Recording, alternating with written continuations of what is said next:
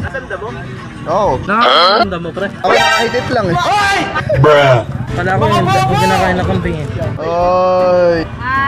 Okay, na-late kayo. Ganda spot na kami. Mapipili pa kayo sa 250 na stress ka pa. Wala kang paglulutuan. Wala kang privacy. Kumbaga na. Pag nagluluto ka, may usok na sa sakit yung bata.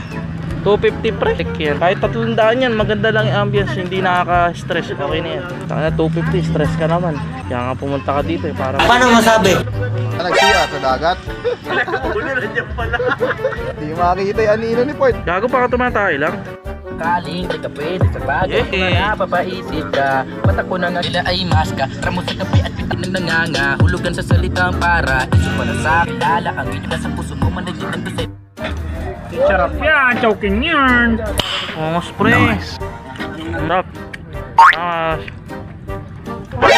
Sa inyo, airplane na lang po. Ito po, ate gusto mong iniyaw? Iyak ito isang po. Di boy, papatayin ko sa dila ko. Oh, sige. Sige, daliin mo. lang. Daliin mo. Joke lang, boy. Masakit yun. Baka bukas di ka na makakain lalo niyan. Boys, patan mo yung mga pawikan. Kulon ako dahil nga. Hi, Kasama ng Skype. baby.